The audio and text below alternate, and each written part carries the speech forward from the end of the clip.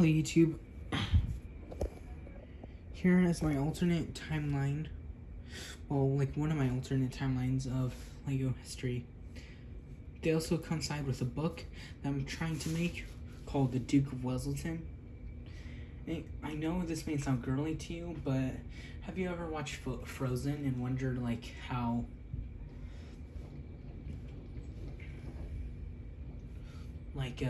the Duke of Weselton doesn't have really like a backstory?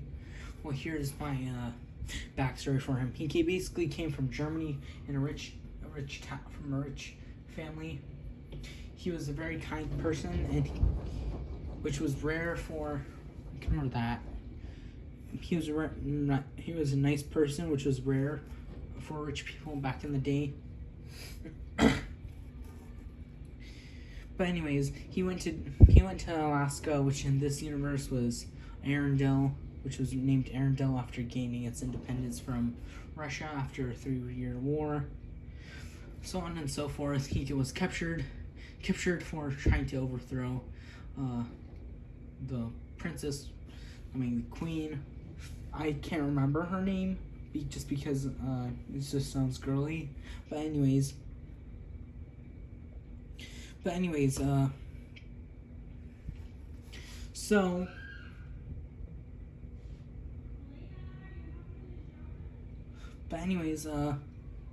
here, right here, is but so on and so forth.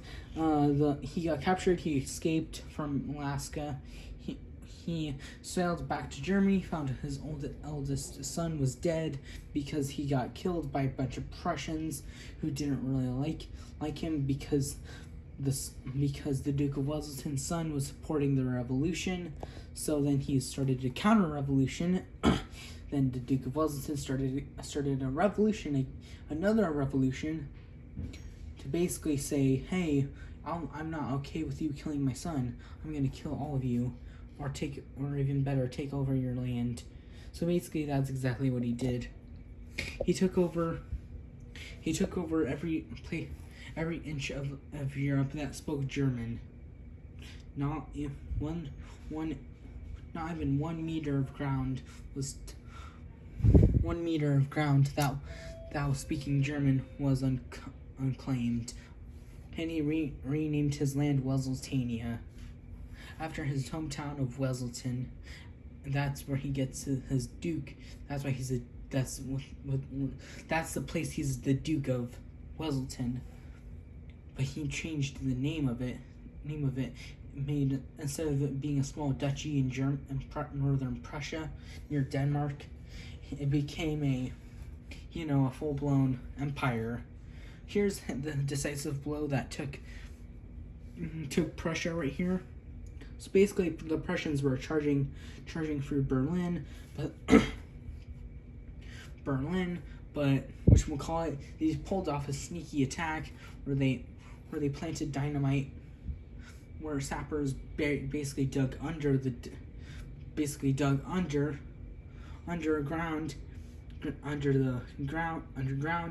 then planted a bunch of dynamite throughout the city at crucial choke points. They basically abandoned the Weseltanian rebels, abandoned their position for like 100 meters or so. Then that enticed the Prussians to charge towards them. But then they would just step on. Then they would light the fuses for the TNT. Then that blew them sky high. This cotton represents a giant explosion. They used that to catch them off guard, and then they made a decisive victory. And this battle down here was basically 10 years. So this happened in 1853. This battle happened to around the 1871. So that's almost like 25 years or 30 years of the empire of Weseltania. Basically, Weseltania became the most modern empire on Earth and in Europe at that point. Everybody that spoke German was considered to be a person that should deserve idolization because they had cars. They invented the car like soon after the war was over. They invented bolt like breech loading artillery, which was cool. But they also invented machine guns. They also like handheld machine guns like the PPSH-41 used by the Soviets. They basically made like advancements in technology that would have been unheard of for 1850s and 1860s and 1870s. But anyways, this is the final battle for them because basically, oh, we can order that. That's just my trash can and my laundry bin. But anyways, you can order that. So basically, this was the last battle between the new Prussian Empire, the new Prussians, and the Wesleydanians. The Wesleydanians leading the charge is a Bavarian Lancer. Bavarian/Polish Lancer. Well, the Duke of Wellington, yeah, he's 83 now.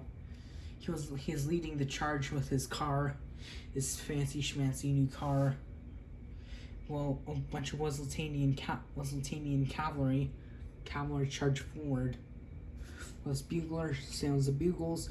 This cavalry officer waits till it's his turn to lead the charge. Here are some, basically what the background of this battle is. Basically it's like some forest near Austria, like the border between like I don't know if Germany borders Austria, but I'm pretty sure they do like share a close border. But anyways, they share this near is like Austria. It's like in forest near Austria. But anyways, it's basically the Prussians did a giant charge forward. So basically this is how the battle went. They had this position, but the Wesleydanians pushed them out with artillery. Then on the third day the Wesleydanians pushed them back again, but then they got, basically that continued for 5 days until this day, which was the largest charge. That they brought out one field piece very close near the entrance, led by some Jaegers, manned by Jaegers. Jaegers? How do I say it? Germans, please let me know in the YouTube Shorts comment section. Let me know in the comment section. But anyways, so not only that, they also have Wesleydanian artillery firing at. Pretend there's more troops like over in where this would be. This is just a small chunk out of the entire charge. So basically, there was only 500 Wesleydanian cavalry, 3 buglers, 15 cars, 25 pieces of breech-loading artillery, and 700 Brunswick/Wesleydanian infantry/artillerymen. The Prussians had about 1,500 infantrymen plus 20 officers and 25 and like 250 Jaegers plus another 25 artillerymen. So that basically means that the Wesleydanians are outnumbered, which is obviously what it means. But the officer NOCs led the charge were the first ones to go over the wall. But since they didn't have much infantry, they kept their infantry in the reserve and put their cavalry on the attack because they thought their cavalry could just cut through the entire charge. But but there was too many of them. Knowing that some of them for the back lines they had artillery pieces firing away, so that killed some of the cavalry, and then the rest of the cavalry units retreated, and since there wasn't that many infantrymen or artillery infantrymen guarding the front, it was basically a plan that was failed from the start. And I guess that's it. So see you later, YouTube.